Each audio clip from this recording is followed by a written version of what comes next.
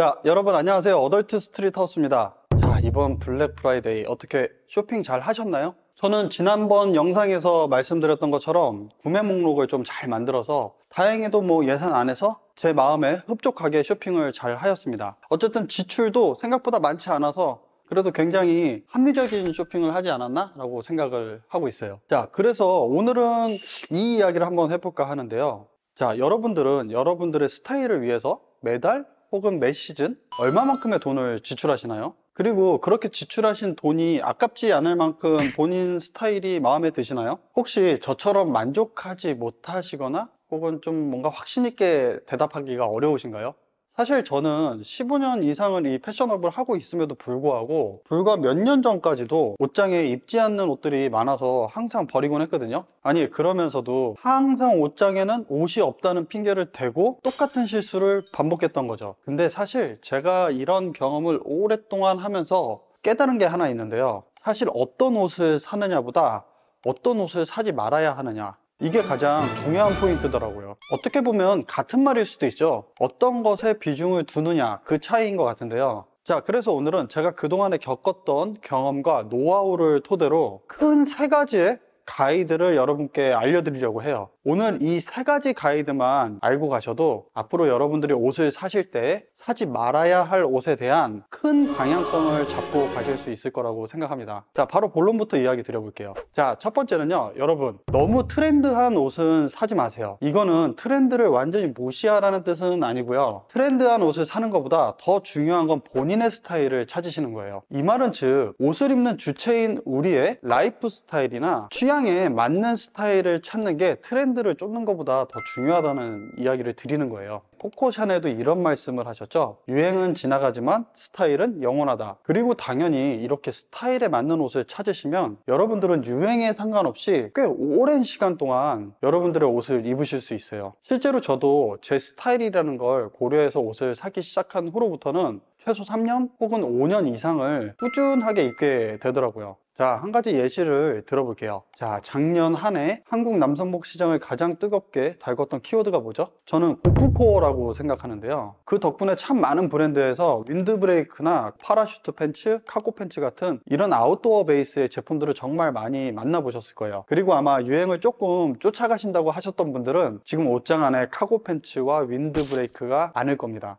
자, 그런데 올해 새롭게 떠오르는 키워드 어떤 거죠? 바로 올드머니죠. 이렇게 트렌드는 일순간에 바뀌기 마련이에요. 물론 고프코어는 한국 남성복에서 어떠한 한 장르로 자리매김을 했다라고 생각을 합니다. 자, 그렇다면 이거와 별개로 어떤 나의 스타일과는 상관없이 유행에 따라 옷들을 사셨다면 지금 옷장 안에 수없이 걸려있는 윈드브레이크들 혹은 카고 팬츠들, 자, 올드머니가 오는 이 시점에서 어떻게 하실 거죠? 아주 난감하겠죠. 그리고 트렌드를 너무 쫓지 않으면 좋은 점이 하나 더 있는데요. 트렌드를 쫓지 않음으로써 아껴지는 시간과 비용이죠. 트렌드를 쫓기 위해서 할애해야 했던 쇼핑 시간들과 비용들을 절약함으로써 조금 더 우리가 중요하게 해야 될 일에 그 에너지를 쓸 수 있는 거죠. 사실 우리가 할 일이 얼마나 많습니까? 현대사회가 정말 바쁘잖아요, 그죠? 자, 여기서 한 가지 주의할 점이 있습니다. 제가 트렌디한 옷은 사지 마세요 라고 했다고 그러면 근본 클래식만 사면 되는 건가요? 이런 뜻이 아닙니다. 오히려 현재의 트렌드를 본인의 스타일에 녹인다면 유행을 즐기면서도 이 개성이라는 걸 더 돋보이게 만들 수 있거든요. 좀 더 쉽게 한번 예를 들어볼게요. 저는 회사원이고 제가 좋아하는 옷의 스타일들은 저의 라이프 스타일이 담긴 비즈니스 캐주얼이라고 했을 때 여기에 요즘 유행하는 아디다스 슈즈를 매칭한다고 예를 들어볼게요. 이렇게 나의 라이프 스타일과 나의 패션 스타일이 잡혀져 있는 상황에서 요즘 유행하는 아디다스 슈즈를 매칭했을 때 어떠한 슈즈를 매칭할 수 있을까요? 당연히 조금 더 정돈돼 있고 정갈한 느낌의 좀 클래식한 느낌이 나는 비즈니스 캐주얼과 어울릴 법한 아디다스 슈즈를 매칭할 거라고 생각합니다. 이렇듯 스타일이 있는 상태에서 트렌디한 상품을 사는 것과 스타일이 없는 상태에서 트렌디한 상품을 사는 것은 천지 차이라고 생각합니다. 이렇게 생긴 차이로 하여금 내가 구매한 옷들을 얼마의 기간 동안 입을 수 있는지, 얼마나 활용할 수 있는지가 정해진다고 생각해요. 그래서 너무 트렌디한 아이템은 사지 말라고 이야기를 드리는 겁니다. 자, 그러면 이제 무엇을 해야 될지 바로 떠오르시는 게 있나요? 바로 스타일을 찾아야겠죠. 아니, 나는 옷도 잘 모르겠고 내 취향도 사실 솔직히 잘 모르겠는데 뭐 벌써 어떻게 스타일을 찾냐, 그거 너무 어려운 이야기 하는 거 아니야? 라고 말씀하실 수 있는데요. 자, 여러분, 이 스타일을 찾는다는 건요, 생각보다 그렇게 어려운 일이 아닙니다. 자, 지금부터 제 말을 따라서 한번 해보세요. 옷장을 열으셔서 자주 입는 옷을 꺼내보세요. 자주 입는 옷이라고 한다면 일주일에 2번 이상 혹은 한 달에 10번 이상 정도는 꺼내서 입는 그런 옷들이면 좋고요. 그리고 심지어 그 옷에 나름 애착이 있다, 이런 옷들이면 더 좋을 것 같습니다. 반드시 여러분들이 자주 입는 옷 안에 그 정답이 있습니다. 그 자주 입는 옷이 곧 여러분들의 라이프 스타일이고요, 곧 취향이기도 해요. 무슨 소리야, 이 옷이 전혀 멋지지가 않은데. 자, 여러분, 멋있고 안 멋있고를 이야기 드리는 게 아니고요, 우리가 나의 스타일을 찾는다는 건 일정하게 좋아하는 어떤 기호들을 찾아 나가는 게 그 첫 번째 시작이에요. 그래서 여러분들이 자주 입는 옷 안에는 분명히 카테고리라는 게 존재할 거고요, 아주 크게는 캐주얼과 포멀로 볼 수도 있고요, 조금 작게는 비즈니스 캐주얼, 컨템포러리, 이런 종류의 카테고리들이 여러분들이 자주 입는 그 옷 안에 존재하는 거죠. 그리고 나서 그 옷을 자세히 들여다보면 디자인, 핏, 컬러가 분명히 반복되는 것이 있을 겁니다. 자, 그게 여러분들의 취향인 거예요. 굉장히 흐릿할 수는 있지만 여러분들이 자주 입는다라고 이야기하는 그 옷 안에 분명히 그것들이 반복돼서 보여지는 접점들이 있을 거예요. 자, 좀 더 쉽게 예를 한번 들어볼게요. 40대 정도의 운동을 좋아하는 회사원 구독자 A님이 계시다. 자, 이분이 평소에 자주 입는 옷을 잘 들여다보니까 카테고리가 이렇게 나눠지더라고요. 비즈니스 캐주얼, 스포츠웨어. 그리고 이분은요, 조금 밝은 컬러를 선호하고요, 그리고 핏은 조금 루즈한 핏을 좋아하시더라고요. 아무래도 운동을 좋아하셔서 그런지 좀 활동성이 보장되는 이런 루즈한 핏의 옷을 좋아하시는 걸로 보여지더라고요. 자, 이렇게만 해도 벌써 이분의 스타일이 어떤 건지 어느 정도 윤곽이 나왔죠? 자, 그렇다면 이분은 앞으로는 옷을 고르실 때는 비즈니스 캐주얼을 잘 만드는 그런 브랜드에서 본인이 좋아하는 좀 화사한 컬러와 루즈한 핏을 가지고 있는 그런 제품들을 사시면 본인의 스타일에 맞는 알맞는 옷을 사실 수 있는 거예요. 이게 제가 이야기 드리는 큰 방향을 찾으시는 거예요. 사실 요즘처럼 트렌드가 순식간에 바뀌고 수많은 브랜드에서 엄청나게 많은 디자인과 옷들이 쏟아져 나온 이런 시대에는 이렇게 무언가 맥락을 잡고 본인의 스타일을 만드는 게 가장 중요한 거 아닌가라는 생각을 감히 해봅니다.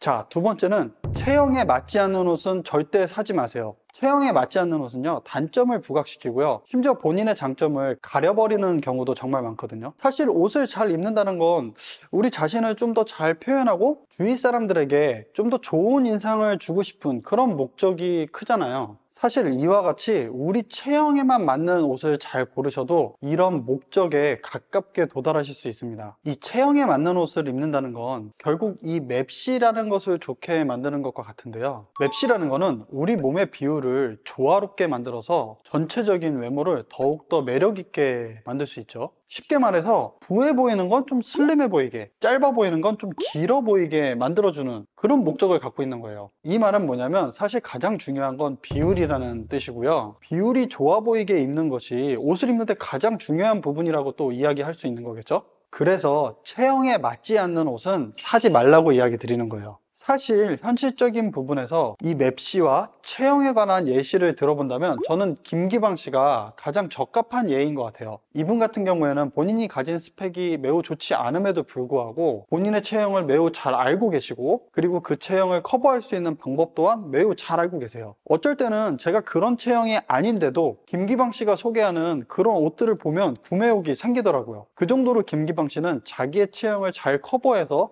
이 맵시라는 것을 잘 내시는 거에 굉장히 유능한 능력을 가지고 계신 것 같아요. 자, 여기서 또 한 가지 주의점이 있습니다. 자, 여러분, 체형을 보완하는 옷을 입으라고 이야기를 드렸다고 체형을 보완하기 위해 불편한 옷을 사서 입으시면 안 됩니다. 아무리 체형 보완이 되더라도 불편한 옷을 입으시면요, 결국 그 옷은요, 자주 입을 수 없어요. 특히 나이가 조금 어리거나 젊었을 때, 그쯤에는 이런 것들을 참 잘 참고 저도 입었던 것 같아요. 하지만 이게 나이를 조금만 먹으면 불편한 옷은요, 일상생활에서 입을 수가 없어요. 어쨌든 그런 옷들은 옷장 속 안으로 들어가서 잠들게 될 확률이 매우 높죠. 자, 이제 중요하게 또 할 일이 있겠죠. 어서 줄자를 꺼내셔서 여러분들의 몸 치수를 재시고요, 그것들을 기록해 보세요. 그리고 여러분의 체형이 어떤지를 확인해 보시는 거예요. 근데 사실 이 치수 가지고는 내 체형이 어떤지 확인하기가 좀 어렵죠. 그래서 저의 노하우를 또 알려드릴게요. 자, 이번에도 여러분들이 자주 입으시는 옷에 정답이 있는데요. 여러분이 자주 입으시는 옷 중에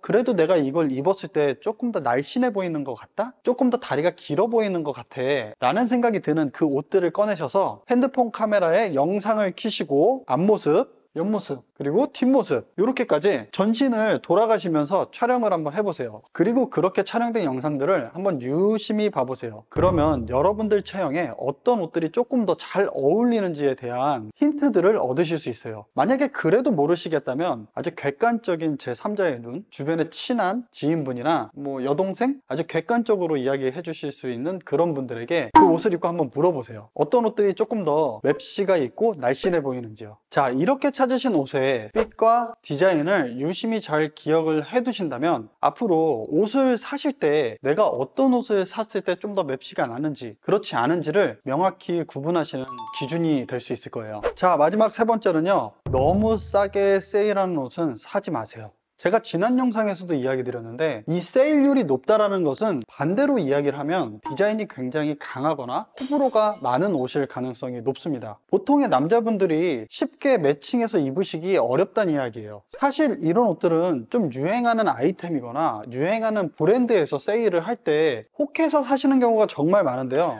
이 브랜드 내 친구가 입었는데 좀 이거 입으면 되게 힙해 보였는데 이 디자인 요즘에 유행하는 건데 이거 괜찮았는데, 이런 것들 나의 스타일이나 체형을 고려하지 않고 이렇게 단지 싸게 세일을 한다는 이유만으로 그 아이템을 선뜻 사시면 그 아이템은 100% 옷장의 처박템이 됩니다. 호기심에 몇 번 혹은 기분에 몇 번은 입을 수는 있지만 정말 자주 입게 되지는 않을 거예요. 이건 제 말을 100% 믿으셔도 돼요. 저는 사실 이 패셔너블을 하면서 트렌디한 아이템들을 얼마나 많이 보겠습니까? 얼마나 수많은 핫한 브랜드들을 보겠어요. 이 유행 속에서 저도 정말 많이 그런 아이템들을 충동 구매를 해봤지만 결국 옷장 속에 처박히게 됩니다. 사실 정말 좋은 옷은요, 여러분들이 많이 고민을 하지 않아도 코디도 쉽게 되고요, 내 체형도 보완되면서 내가 가지고 있던 다른 옷들하고도 그냥 무난무난하게 잘 어울리는 이런 옷들이 정말 우리가 찾아야 될 보석 같은 아이템이거든요. 자, 지금 여러분들의 장바구니의 결제 버튼을 누르기 전에 다시 한번 확인해 보세요. 제가 이야기 드린 것처럼 너무 유행을 쫓아서 사진 않았나? 혹은 내 체형을 생각하지 않고 사진 않았을까? 세일률이 높아서 충동적으로 사진 않았나? 구매 버튼을 누르시기 전에 제가 오늘 이야기 드린 이 세 가지 부분을 다시 한번 고민해 보세요. 이거를 깨닫는 순간 단순히 여러분의 돈을 아끼는 걸 떠나서요, 여러분들의 삶을 윤택하게 해줄 수 있는 첫 번째 단계이기도 합니다. 자, 여러분, 오늘은 여러분들이 옷을 사시기 전에 꼭 알아야 할 중요한 세 가지 원칙에 대해서 이야기해 보았습니다. 오늘 우리가 배운 내용을 실천에 옮기신다면 더 이상 여러분들에게 쓸데없이 낭비되는 시간과 돈을 효율적으로 아끼실 수 있을 겁니다. 뿐만 아니라 여러분들이 정말 원하는 스타일의 옷과 여러분들의 체형을 보완해 줄 수 있는 옷들도 찾으실 수 있을 거예요. 자, 이렇게 하나하나 쌓아가시면 됩니다. 자, 다음 쇼핑 때도 여러분들이 오늘의 가이드를 기억하시고 더욱더 현명하고 만족스러운 쇼핑을 하시길 바라고요. 여러분들의 실질적인 패션 라이프에 도움이 될 수 있는 내용들을 다시 또 잘 정리해서 찾아뵙도록 하겠습니다. 오늘도 시청해 주셔서 감사합니다. 어덜트 스트릿 하우스였습니다. 고맙습니다.